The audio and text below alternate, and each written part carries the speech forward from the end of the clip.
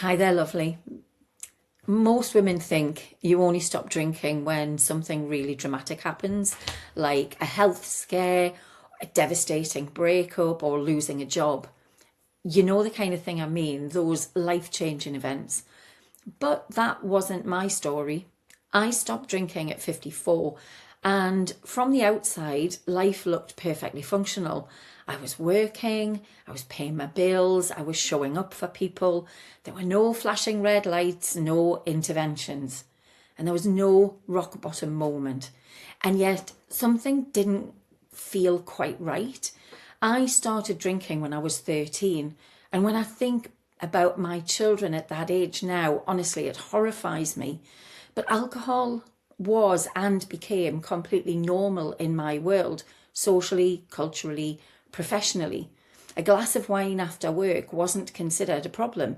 If anything, it was seen as a reward for a hard day's work done.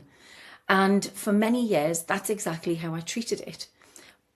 But somewhere along the way, the balance started to shift. What used to feel relaxing started to feel draining, and what once helped me switch off began leaving a kind of unpleasant taste in the mouth, literally, but like a residue the next day. Not always a dramatic hangover, more like a subtle dullness that I could never quite shake. The kind that you can power through, but never quite lets you operate at full capacity. From the outside, I looked like someone holding things together.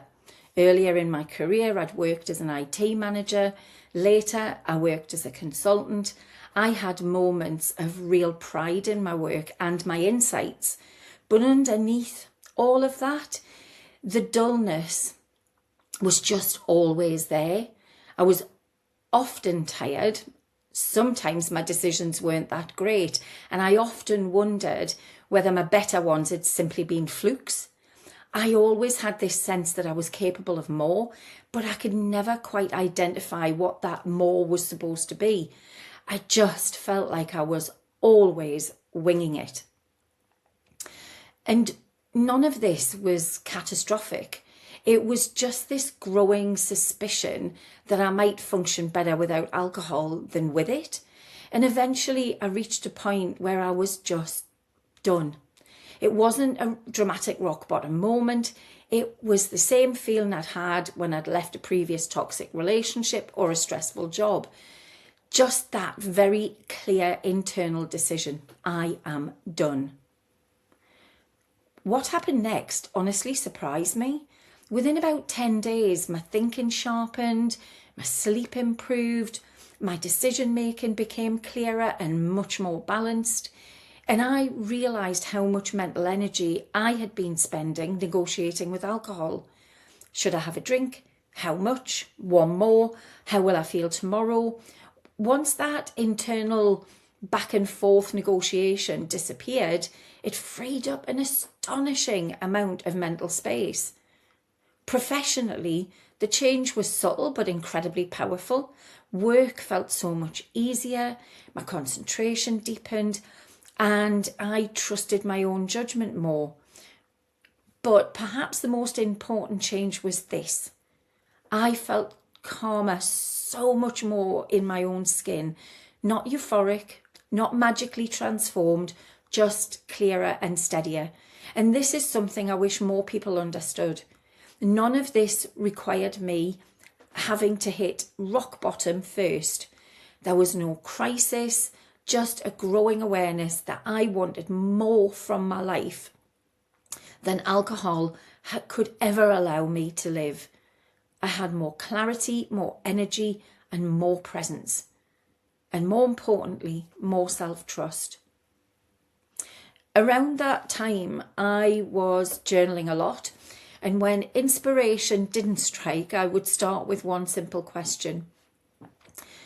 What's the most loving thing that you can do for yourself today, Jules? The answer was never to drink.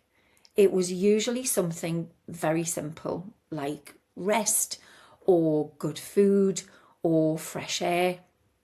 Over time, that question became a guiding principle in my life. And since then, I've spoken with many women who recognise that same turning point, that they're not falling apart. Other people might not even see them as heavy drinkers. They're simply noticing that alcohol isn't adding what it once did. And it's actually subtracting more than they realised. That realisation can be a little bit difficult to pinpoint precisely because it lacks drama. Without a clear problem, it can feel a little bit unnecessary to change. But here's what I've learned. You don't have to wait for things to get really bad before choosing something better. Sometimes wanting to feel better is reason enough. For me, asking what is the most loving thing I can do led to an alcohol-free life that feels calmer, clearer, and far more aligned with who I am and who I was always meant to be. And if you're a midlife woman in the midst of grey area drinking, I want you to know this. You don't have to earn the right to feel better. You don't have to hit rock bottom. Sometimes the most loving thing you can do is simply pay attention to what your life is telling you. If you're beginning to question your relationship with alcohol, I've created a free guide called 10 Things I Wish Someone Had Told Me About Grey Area Drinking to save you the pain of having to figure it all out. You can download it using the link below. And if this video resonated with you, please subscribe to the channel. It gets it out there so that other women can find me. I talk about alcohol, midlife, and how to build a life that actually feels really good to live. And I wish you all the very best. Take care.